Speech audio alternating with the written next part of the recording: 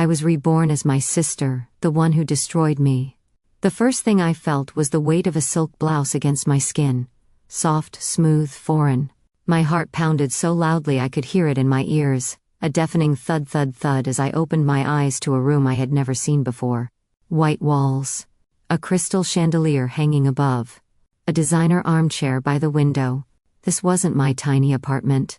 I tried to sit up, and felt the pull of something heavy on my hand. A ring. Thick, platinum. With a stone that caught the dim light and split it into cold, sharp fragments. I stared at it, breathless. It wasn't mine. The air smelled faintly of expensive perfume. Something floral and bitter. Not the cheap vanilla body spray I always wore. My pulse raced faster. I turned my head. A full-length mirror stood opposite the bed, its ornate frame silvered like frost. And in it, I saw her. Melanie, my sister, my betrayer. But no. Not just her reflection. I lifted my hand, she lifted hers. I blinked, and so did she. I was her. Panic exploded inside me. My throat tightened, and I clutched at the sheets, trying to breathe. My skin felt too tight, like it wasn't mine. Is this some nightmare? Am I dead? Is this hell? My phone buzzed on the nightstand.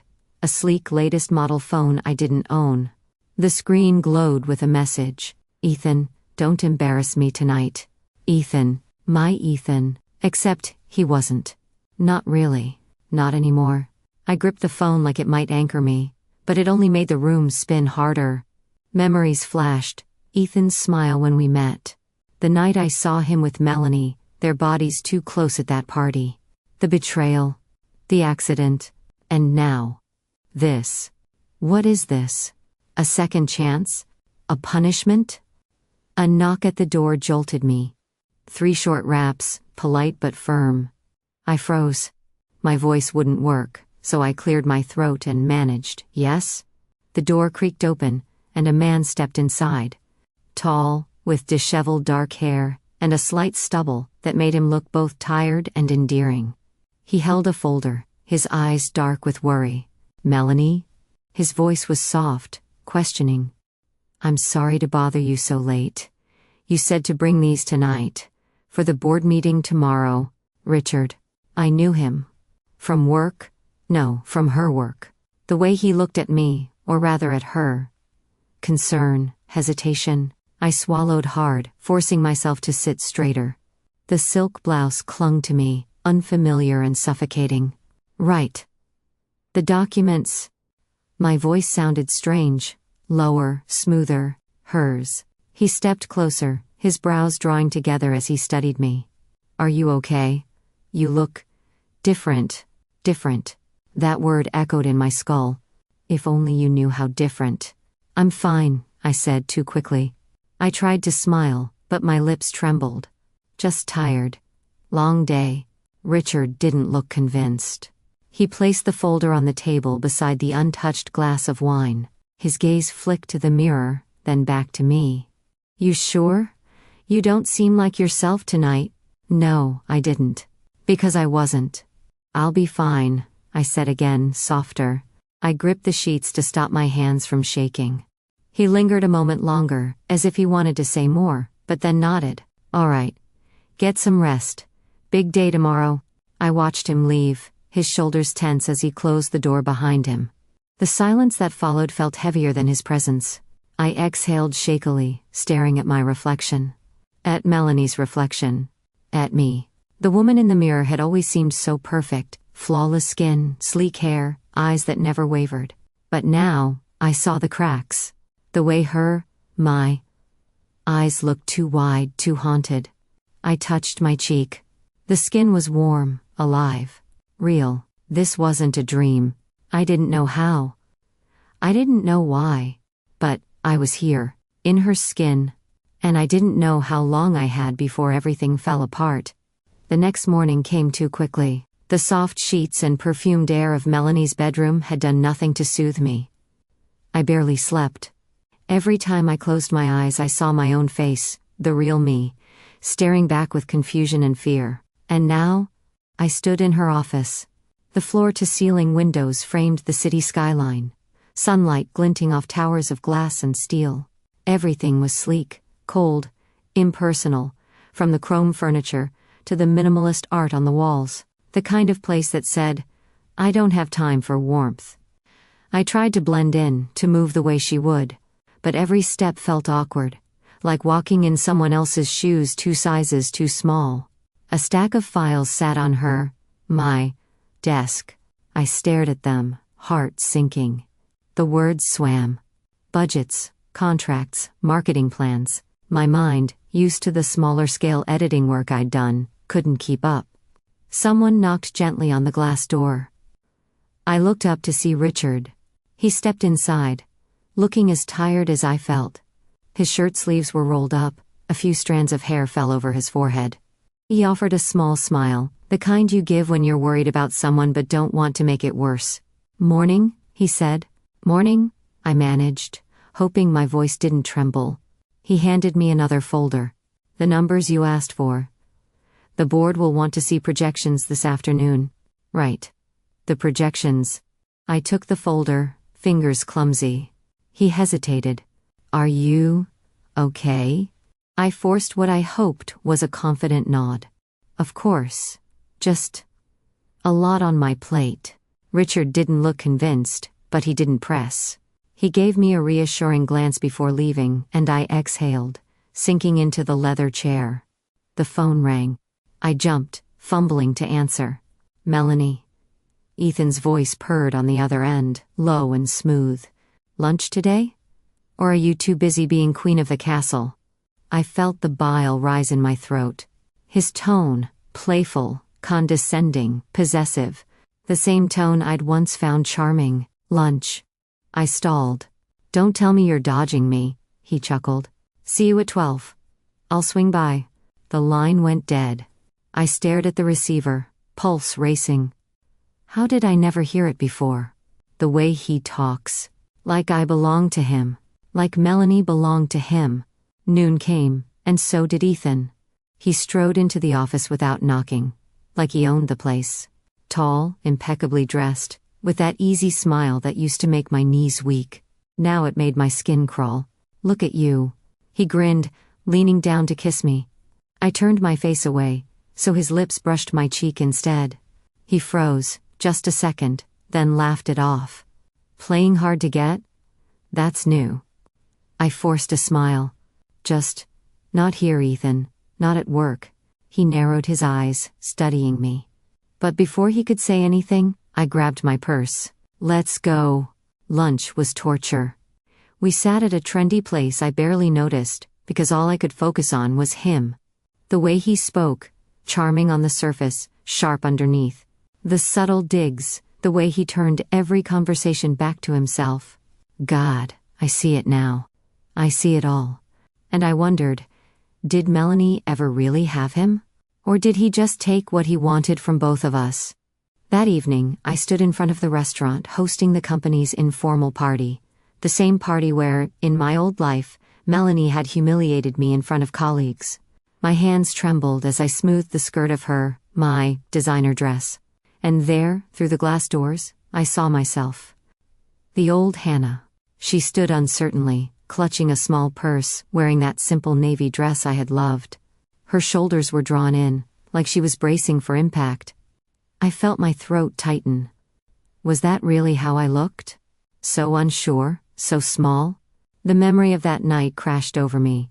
The cruel words, the laughter, Ethan's smirk as I fled the room. But tonight, I could stop it. Tonight, I would stop it. The restaurant was exactly as I remembered. Sleek, dimly lit, the kind of place where power lunches bled into whispered betrayals over cocktails. The private room at the back had tall glass doors and heavy curtains drawn halfway, as if to keep the real world out and the secrets in. I stood just outside, heart thudding in my chest, watching through the glass as the party unfolded. Laughter, clinking glasses, people mingling, faces I recognized from the office. And there she was. Me. The old me. She hovered near the edge of the room, smile too tight, posture too small. Holding her purse like a shield, I felt my stomach twist. The memory of this night was sharp, unforgiving.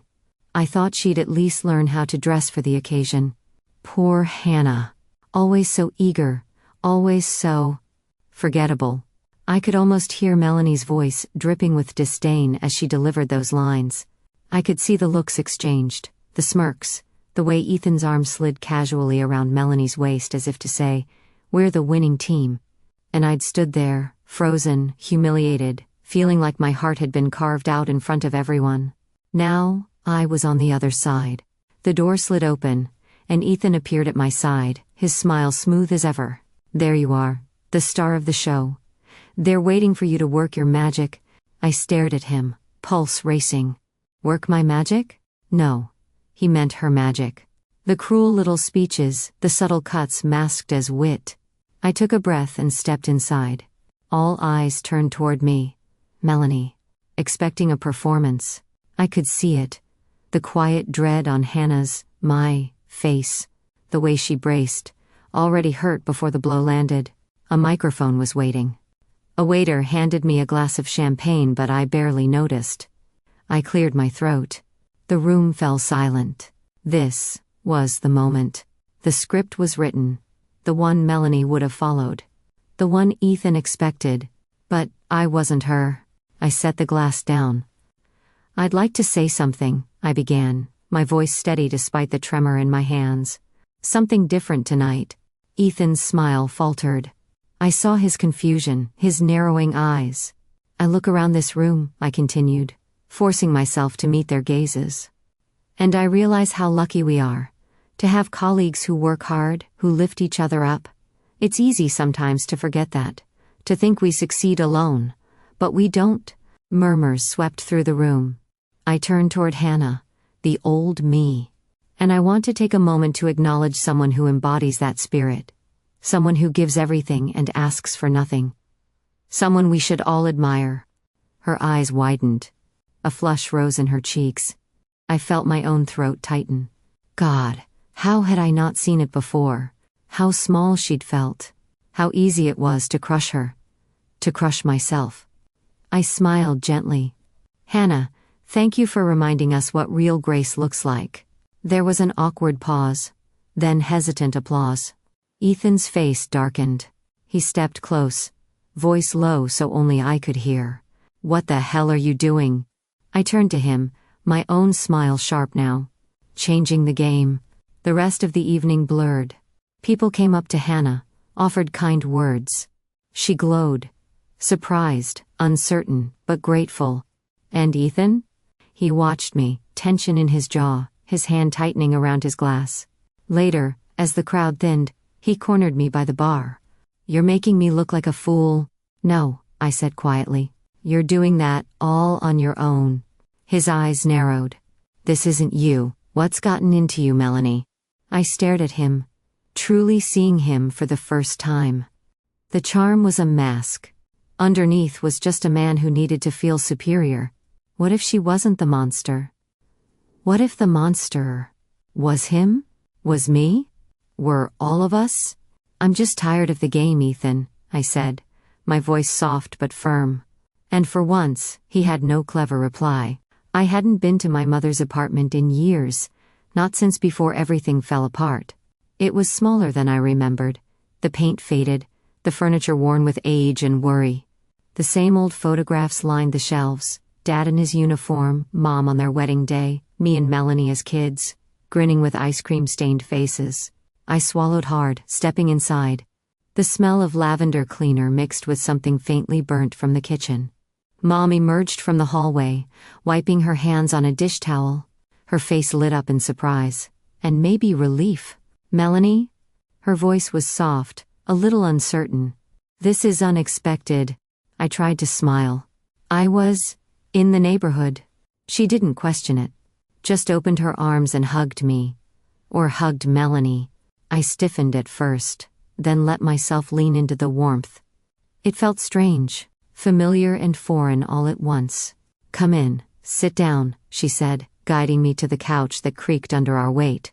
"I'll make tea. I just bought those biscuits you like." I watched her shuffle into the kitchen, the weight of years visible in every step. The apartment was clean, but tired. The curtains were threadbare, the carpet fraying at the edges. A stack of bills peeked out from under a ceramic bowl on the table. How did I not see this before? We sat with mismatched mugs in hand, the tea too strong, just like always. Mom talked about small things, the neighbor's new dog, a fall she'd taken last week but didn't want to worry me about. I listened, nodding, unsure how to say what I'd come for. Because I didn't even know what that was.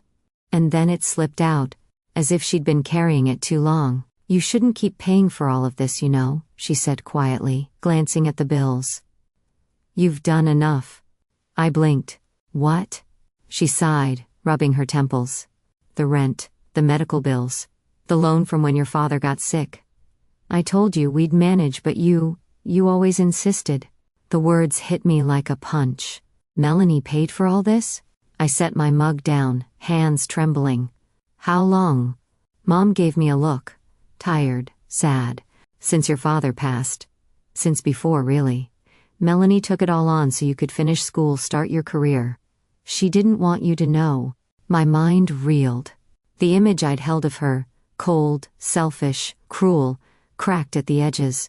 Maybe I was blind. Maybe her harshness was armor, built from the weight she carried alone. "I thought she didn't care," I whispered. Mom's eyes softened. She cared too much, just not in ways people could always see. My phone vibrated in my purse. I fished it out, grateful for the distraction. A message from Richard. "Are you all right? You seemed different today. Can we talk?" I stared at it, heart aching. He saw through me, or at least through the cracks in the mask I wore. The visit ended with promises to come again soon. I stepped out into the fading afternoon light, the city humming around me. And for the first time, I wondered if I had ever really known my sister at all. The office felt colder than usual, though the sun poured through the windows, casting long rectangles of light across the polished floors. I sat at my desk, staring at the screen, pretending to read the same paragraph for the 10th time. The weight of the visit with Mom still clung to me. The truth about Melanie, the truth I hadn't wanted to see, made every memory of her sharp words and cutting glances blur at the edges. My phone buzzed. A message from Richard. "Can you meet for coffee? I want to talk." For a second, I hesitated, but then I typed back, "Sure. 15 minutes? The coffee shop was quiet, tucked away from the main street, with soft music playing and the rich smell of roasted beans filling the air. I spotted Richard at a corner table, his sleeves rolled up, fingers wrapped around a plain white mug. He looked up as I approached, his eyes warm but troubled. "Thanks for coming," he said as I sat down. I managed a smile. "Of course. What's on your mind?" He hesitated, searching my face, as if looking for the right words. "I know this is probably the worst timing," he said finally. "But I can't keep it in anymore." I felt my breath catch. "I was in love with Hannah," he said, voice low, like it was a secret he'd kept even from himself. "I don't know if you ever realized. She had this light, this kindness. I always meant to tell her, I just never did." My heart clenched so tightly it hurt. I stared down at my hands, afraid he'd see too much in my face. "I think about her all the time," he admitted, the words spilling out now. "And lately you remind me of her, the way you look at people, the way you speak, it's like, she's still here somehow." I swallowed hard, my throat thick with emotion. "She is. I am. But I couldn't say it." "Richard," I began, unsure where I was going. "That means more than you know. She admired you too." His eyes softened, and for a moment, I wanted nothing more than to reach across the table, to let him see me, the real me. But fear held me back. If I told him the truth, what then? Would he think I was mad? Would I lose even this fragile connection? Later, back at the office, I felt eyes on me. Sophie. She leaned against the doorframe, arms crossed, watching me with that too sweet smile that never reached her eyes. "You've been different lately, Melanie," she said, voice light but edged with steel. "Almost nice. That's not like you." I forced a shrug. "Maybe I'm trying something new." She laughed softly. Or maybe you're hiding something. Her gaze lingered a beat too long before she turned and walked away, her heels clicking like a warning. Alone, I stared out at the city below, the question turning over and over in my mind. What am I supposed to do with Ethan? Every instinct screamed to expose him, to make him feel the humiliation I'd felt. But would that make me any better than him? Than the old Melanie? I didn't know anymore. All I knew was that I didn't want to be trapped, not by him, not by this life that wasn't mine. The rain lashed against the windows, streaking the glass with silver threads that glistened in the glow of the city lights. Melanie's apartment felt colder tonight, the sleek furniture and pristine decor more like a showroom than a home. I stood by the window, arms wrapped around myself, listening to the storm as if it might drown out the noise in my head. A knock at the door, sharp, insistent. I didn't have to look to know who it was. Ethan. I opened the door, and there he stood.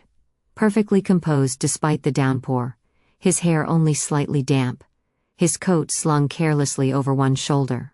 His smile didn't reach his eyes. "Melanie," he said, stepping inside uninvited. "We need to talk." I closed the door behind him, heart thudding.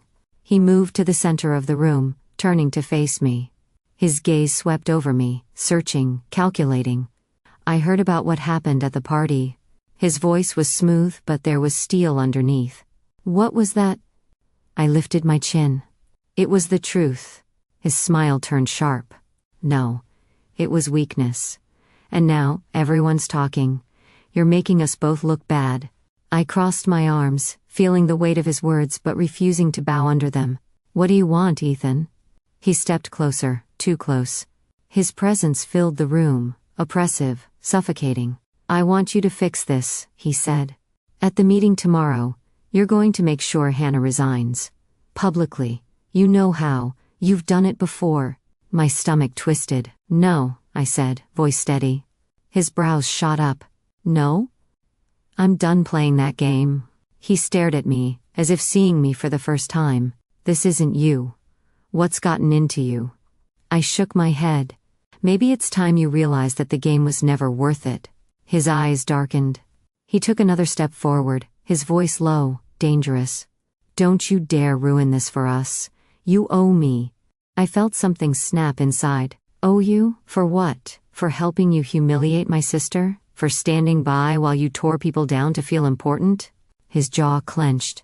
"You were never like this before. You're letting sentiment get in the way. You used to know how to win." I backed away, heart racing. The storm outside matched the storm inside me. He doesn't care about anyone but himself. He never did. And then, unbidden, the memory of that night crashed over me. The rain, the argument, the way Ethan had looked at me with that same cold calculation before I left in tears. Before the accident. Did he want me to leave? Did he let me go, knowing I wasn't thinking straight? The thought chilled me more than the rain ever could. I wrapped my arms tighter around myself. "Get out," I whispered. "What?" "Get out, Ethan." For a moment, he just stared, stunned. And then he laughed, soft and bitter. "You'll regret this," he said. But I was already turning away, my heart pounding as the door clicked shut behind him. Alone again, I stood by the window, watching the rain blur the city lights. Being Melanie means being strong, I thought. But strong for what? For who? The storm raged on, but for the first time, I felt the stirrings of peace. The conference room was packed, humming with the low murmur of conversation and the faint hum of the projector. Rows of chairs faced the stage, where a large screen glowed with the company's logo. The air was thick with anticipation and tension. I stood off to the side, heart hammering, feeling every pair of eyes waiting for Melanie to take the spotlight. For the performance they expected. Ethan stood near the front, his posture relaxed on the surface, but I could see the tightness in his jaw, the flicker of warning in his gaze. Sophie lingered close by, her arms folded, that same smug little smile playing on her lips. And there, near the back, was my mother. She looked smaller than I remembered, fragile somehow, her hands clasped tightly in her lap. Richard was there too, leaning forward slightly, watching me with eyes that seemed to see far more than I wanted him to. The meeting began. Someone introduced me. Melanie, the star executive, the woman who could command a room with a few sharp words. I walked to the front, heels clicking in the silent room, the weight of expectation pressing on my shoulders. I stood at the podium, the microphone cold under my fingertips, and I looked out at them. At Ethan, Sophie, my mother, Richard. At Hannah, the woman I had been, now sitting at the back, small and uncertain, bracing herself for the blow. I took a breath.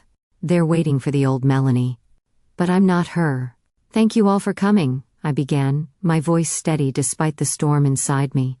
Today was meant to be about celebrating success. But I can't stand here and pretend everything is as it should be.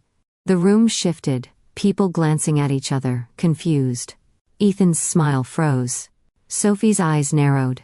I want to speak about something more important than numbers and projections, I continued. I want to speak about integrity. About the people we choose to be. My gaze fell on Hannah, the old me. Her eyes were wide, her posture tense. For too long, I've stood here and torn others down to make myself look better. I've used words as weapons, and I've let lies go unchallenged. A murmur ran through the room. I lifted my chin. That stops today. Ethan took a step forward, his voice sharp. Melanie? I held up a hand. No, Ethan, it's my turn to speak. The room stilled. I want to apologize, I said, my voice breaking slightly. To Hannah. I've spread lies about her, humiliated her because it was easy. Because I thought that made me strong, but it didn't. It made me a coward. Gasps. Whispers. Sophie moved forward, her voice sweet but tight. Melanie, darling, what are you doing? Let's not air private matters here. I turned to her, my voice firm. Private? Sophie, you were part of it, spreading the rumors, whispering in my ear, tearing people down while pretending to be their friend. She flushed, taking a step back, caught off guard. And Ethan, I said, turning to him. His face was pale with fury. You manipulated me. You used me, and you used Hannah.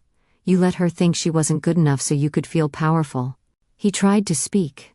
But I didn't let him. No more games, I said. My mother sat frozen, tears glistening in her eyes, one hand pressed to her mouth. Richard looked at me as if he finally saw the truth. Not just about what I was saying but about who I was. The silence after I finished was heavy, but it wasn't empty. It was full, of shock, of relief, of something breaking apart so something better could begin. I stepped down, my legs shaky but my heart lighter than it had been in years. For once, I hadn't played the part they wrote for me. I'd written my own lines. The morning light spilled through the wide windows of Melanie's apartment, soft and golden, painting the walls in warmth I hadn't felt here before. The rain had passed. The city outside stirred gently, car engines humming in the distance, a bird's song threading through the air like hope. I stood barefoot on the cool floor, the silk robe loose around my shoulders. For the first time since I woke in this life, I didn't feel like I was wearing a costume. This was still Melanie's body. The reflection in the glass still wasn't mine. But I had stopped searching for a way out. The story hadn't reset. I hadn't woken up in my old skin, safe and unchanged. But maybe that wasn't the point. Maybe I wasn't here to run. A soft knock at the door broke the stillness. I opened it to find my mother. She looked uncertain, like she wasn't sure if she should be here. Her eyes were red-rimmed, but kind. "Can I come in?" she asked. I stepped aside, letting her in. She moved slowly, taking in the apartment as if seeing it for the first time. "I wanted to see you," she said quietly. "After yesterday." She trailed off, sinking onto the edge of the couch. I sat beside her. "I'm sorry," I said. "And I meant it. For everything." She shook her head. "No. I should be the one saying that. I let so much happen between you and Hannah. I thought I was keeping the peace, but all I did was let the distance grow." Her voice broke. "And then yesterday, I saw you, and it was like seeing both my daughters at once. The one I had, and the one I lost." Tears welled in my eyes. I took her hand, squeezing gently. "I'm trying," I said, my voice soft. I want to be better. She smiled through her tears, brushing my hair back the way she used to when I was little. I know, sweetheart. I see it now. Later that morning, I met Richard outside a small cafe. The air was crisp, the streets washed clean by the storm. He was waiting, hands in his pockets, looking as if he'd been turning over 1,000 thoughts in his head. When he saw me, he smiled. Not the polite, guarded smile from before, but something real. Hi, he said. Hi, I echoed. We stood for a moment, just looking at each other, the weight of everything unsaid between us. Walk with me? He asked. I nodded. We strolled down the quiet street, the scent of fresh bread and coffee drifting from open doors. I don't know what's happened to you, Richard said finally. But I like it. Whoever you are now. I like her. My heart stuttered. I didn't answer right away, afraid of saying too much, or not enough. Instead, I smiled. Coffee first? He laughed, and we stepped inside together. And for the first time, I let myself hope. If I had to live this life, I would make it my own.